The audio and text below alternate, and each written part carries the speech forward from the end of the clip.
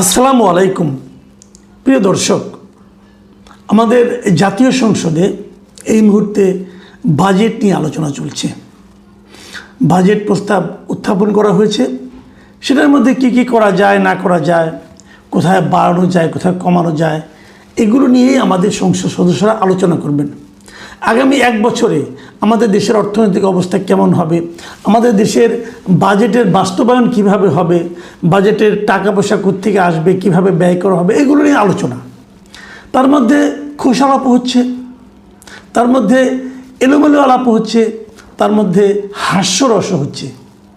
আমি মাঝে মাঝে খুব চিন্তাই করি যে এই যে যারা সংসদ সদস্য হয়েছেন, যাদের হাতে আমাদের দেশের ভাগ্য, ওনারাই ঠিক করবেন আমাদের ভাগ্য কি হবে, আমাদের আগামী বছরে যে আমরা থাকবো, দেশে বাস করব, জিনিসপত্র কিনব, রাস্তাঘাটে চলাচল করব, কোনটা কেমন হবে এটা ওনারা সিদ্ধান্ত নেবেন। কিন্তু ওনারা বসে আসলে কি আমাদের কথা ভাবছেন? ওনারা আসলে কার কথা ভাবছেন? মানে এক একজনের কথাবার্তা শুনলে পরে মাঝে মাঝে মাথা গরম হয়ে যায়। আমি জানি না আপনাদের কি হয়, আমার গরম হয়ে যায়। পররাষ্ট্রমন্ত্রী উনি দেখলাম গতকালকে বলতেছেন যে যুক্তরাষ্ট্রের সঙ্গে আমাদের চুক্তি, বাণিজ্য চুক্তি কত ভালো হয়েছে, এটা হলে আমরা কত ভালো থাকবো, কত ধনী হয়ে যাব, মানে উদ্ভট সব যুক্তি দিলেন। এগুলো নিয়ে আজকে আলাপ করার ইচ্ছা ছিল, কিন্তু এটা নিয়ে আমি আগামীকালকে আলাপ করবো বলে ঠিক করেছি। দেখি যদি আগামীকাল অন্য কোনো সাবজেক্ট না থাকে, এটা নিয়ে আলাপ করার ইচ্ছা আমার আছে। কিন্তু আজকে আমি একটা অত্যন্ত হালকা বিষয় নিয়ে কথা বলতে চাই, সংসদের এই বিষয়। সংসদে জামাতে ইসলামের সংসদ সদস্য, চাঁপাইনবাবগঞ্জ 2 আসনের সংসদ সদস্য মোহাম্মদ মিজানুর রহমান, তিনি একটা কথা বলেছেন। তিনি বলেছেন যে সংসদ সদস্যদের জন্য যে ফ্ল্যাটগুলো বরাদ্দ দেওয়া হয়েছে, সেই ফ্ল্যাটে একটা করে ওয়াশিং মেশিন, মাইক্রো ওভেন দেওয়ার কথা বলা হচ্ছে। উনি চেয়েছেন যে একটা করে ওয়াশিং মেশিন দেওয়া হোক, মাইক্রো ওভেন দেওয়া হোক, এবং জানলার পর্দাগুলো, দরজার পর্দাগুলো দেওয়া হোক।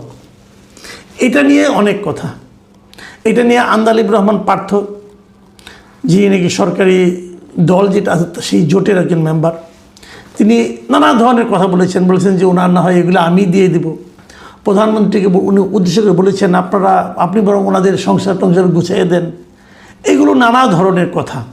স্পিকার এই 2 পক্ষের বক্তব্য মাঝামাঝি থেকে যেটা বলার চেষ্টা করেছেন, এই ধরনের কথা সংসদে না বলাই ভালো ছিল। কিন্তু বললেও যে খুব একটা অন্যায় হয়েছে তা না, কিন্তু এটা নিয়ে বিতর্ক না হয় ভালো, এই কথাটা বলে উনি ব্যাপারটা ম্যানেজ করার চেষ্টা করেছেন। আচ্ছা, আপনারা ম্যানেজ করেন। সরকারি দলের সঙ্গে বিরোধী দলের মধ্যে প্রেমের সম্পর্ক গড়ে তোলার জন্য স্পিকার অনেক চেষ্টা করবেন, আগামীতেও করবেন, আমাদের কোনো আপত্তি নাই, আপনারা প্রেম করেন, কোনো প্রবলেম নাই।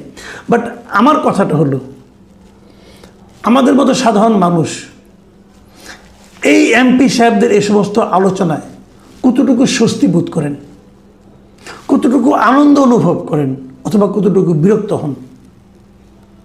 আপনি এমপি হয়েছেন, সংসদ সদস্য হয়েছেন, মানে জনপ্রতিনিধি।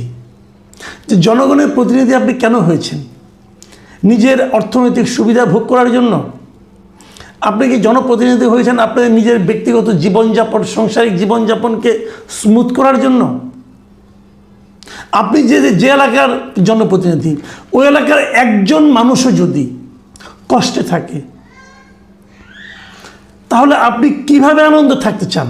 আপনারা আমার এই কথাটা বলুন। একটা বাড়ির গৃহকর্তা, সেই বাড়িতে ওই যে 3 জন সন্তান, তার যদি না খেয়ে থাকে, গৃহকর্তা কি পোলাও কোরমা দিয়ে ভাত খাবেন? নিজেদের দায়িত্বের কথাটা একবার ভাবেন। আপনাদের কিন্তু দায়িত্ব দেওয়া হয়েছে, আপনারা জামাতে ইসলামের লোক, ঠিক আছে, তার মানে আমি মনে করি ইসলামের কথাটা আপনারা ভালোভাবে মানেন। ইসলাম ধর্মে কি এটা অনুমোদন দিবে আপনাদেরকে যে আপনি যাদের প্রতিনিধি তাদের কষ্টের কথা না ভেবে আপনি আপনার সুযোগ সুবিধার কথা ভাবছেন? আপনারা একটা ফ্ল্যাট পেয়েছেন এমপি হওয়ার কারণে। যতদিন এমপি থাকবেন ততদিন এই ফ্ল্যাটে আপনি থাকবেন। কারণটা কি? কারণ আপনি চাঁপাইনবাবগঞ্জ থেকে তো ঢাকায় এসে থাকতে পারবেন না। এখানে আপনার 1 মাস 2 মাস অধিবেশন চলবে, কোথায় থাকবেন আপনি? ওকে, আপনি একটা ফ্ল্যাটে থাকবেন, আপনার বউ বাচ্চা নিয়ে এসে এখানে আরামে থাকবেন।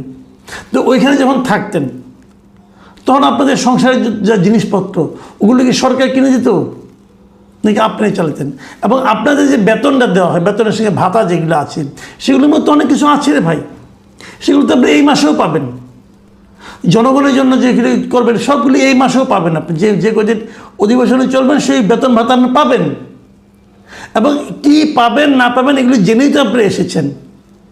আমাদের মনে আছে ইলেকশনের আগে 2025 সালের আপনার নভেম্বর মাসে আপনাদের দলের পক্ষ থেকে, জামাতে ইসলামের পক্ষ থেকে আপনারা বলেছিলেন, ঘোষণা দিয়েছিলেন আপনারা সরকারি প্লট নেবেন না, আপনারা সরকারি গাড়ি নেবেন না, আপনারা কিন্তু শুল্কমুক্ত গাড়ি নেবেন না, আপনি বলেছিলেন। আমরা হাততালি দিয়েছিলাম। আমরা ভেবেছিলাম এবার বোধ করে আমরা জামাতের এমপিদের পাচ্ছি যারা নাকি নির্লোভ, যা নাকি জনগণের কথা ছাড়া আর কারো কথা ভাববে না। ইলেকশন হয়ে গেল। ইলেকশনের পর আমরা দেখলাম যে বিএনপির এমপিরাও বললো তারাও নাকি শুল্কমুক্ত গাড়ি নেবে না।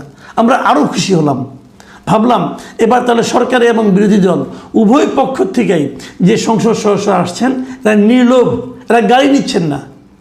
তারপর আমরা দেখলাম খোদ প্রধানমন্ত্রী বললেন যে প্রধানমন্ত্রীর জন্য যে গাড়ি উনি সেটা নেবেন না, সরকারিভাবে যে তেল বরাদ্দ করা হয় মন্ত্রীদের জন্য, প্রধানমন্ত্রীর জন্য, উনি সেই তেল নেবেন না। উনি সরকারিভাবে তাকে যে ড্রাইভার দেওয়া হয় সে ড্রাইভার নেবেন না, ড্রাইভারের বেতন উনি নিজের পকেট থেকে দেবেন। এগুলো যখন বললেন আমরা আরও আশান্বিত হলাম। যা হোক, এবার আমরা একটা সংসদ পেয়েছি, এবার আমরা একটা ক্যাবিনেট পেয়েছি যারা জনগণের কাছ থেকে নিতে আসেনি, বরং জনগণকে কিছু একটা দিতে এসেছে। তারপর আস্তে আস্তে কী দেখছি আমরা, প্রথম দেখলাম যে উপজেলায় আমার একটা বসার জায়গা লাগবে। কেন ভাইয়া আপনার বসার জায়গা লাগবে কেন? আপনার উপজেলার কাজটা কি? আপনি আইন প্রয়োগ করবেন। স্থানীয় সরকারের জন্য আপনাদেরকে, এই এমপিদেরকে স্থানীয় সরকারের উপদেষ্টা বাড়ানো হয়েছে। আমার এটা অন্যায় হয়েছে। স্থানীয় সরকারকে স্থানীয় সরকারের মতো চলতে দেওয়া উচিত। সেখানে ওনার একটা উপজেলা কমপ্লেক্সের একটা অফিস বানানো হবে। দেখলাম যে এই বাজেটে অফিসের জন্য অর্থ বরাদ্দ রাখা হয়েছে, জনগণের অর্থ, কিন্তু এমপি সাহেব বসবে ওখানে যে। আবার দেখলাম এক সংসদ সদস্য উনি বলছেন আমাকে গাড়ি দেওয়া হোক, আমরা উপজেলায় চলাফেরা করব। আমরা ভাবি কি আপনারা করেন কি? সবশেষে দেখলাম যে উনি এখন ওয়াশিং মেশিন চান, ওভেন চান, পর্দা চান। তারপরে বলবে আমার বাসায় বাজারটা করে দিয়েন আপনারা, সরকারকে বলবে বাজার। দেখেন এই ব্যক্তি, এই এমপি সাহেব উনি কিন্তু বাজেট নিয়ে আলোচনা করতে যেয়ে বলছেন যে বাজেটের এত টাকা কোত্থেকে আসবে, এই টাকা ঋণ করে আনতে হবে, বিদেশ থেকে ঋণ করতে হবে। উনি তো সবই জানেন, তারপরে ঋণের টাকায় ঘি খাবেন? আপনি তো ঋণের টাকায় ঘি খেতে যাচ্ছেন। আপনি যান, যদি আপনাকে এখন উনি আবার ওনার পক্ষে ওনার দলের যিনি প্রধান ডক্টর শফিকুর রহমান, যিনি বিরোধী দলের নেতা, তিনি বলছেন উনি তো নিজের জন্য চান নাই, সকল এমপির জন্য চেয়েছেন। আরও ভয়ঙ্কর কথা, ওনার জন্য চাইলে কত টাকা লাগতো? আর যদি এটা 350 এমপিকে দেওয়া হয় তাহলে কত টাকা লাগবে? টাকা টাকার বলেন। আপনি বলবেন আমি ঋণ করে আনবো, এই ঋণ শোধ করবে কি? আপনি করবেন না আমরা করব? আমরা আপনাদেরকে পাঠিয়েছি যে আমাদের জন্য আমাদের অর্থটা, আমরা যে শুল্কটা দেই, আমরা যে ট্যাক্স দেই, আমরা যে আয়কর দেই, অথবা আমরা যে ভ্যাট দেই, এর মাধ্যমে যে টাকাটা সরকার অর্জন করে, উপার্জন করে, আমাদেরকে দেখিয়ে যে টাকাটা বিদেশ থেকে আপনারা কর্য করেন, ধার করেন, সেই টাকাটা কিভাবে সদ্ব্যবহার করা যায়, সেই টাকাটা কিভাবে একদম লাগসই প্রয়োজনীয় ব্যয়টা করা যায়, সেই টাকা থেকে কিভাবে অপচয় কমানো যায় অথবা অপচয় বন্ধ করা যায়, এই সমস্ত করার দায়িত্ব আপনাদেরকে দিয়েছি। আপনারা জানেন টাকাটা লোন করে আনা হচ্ছে,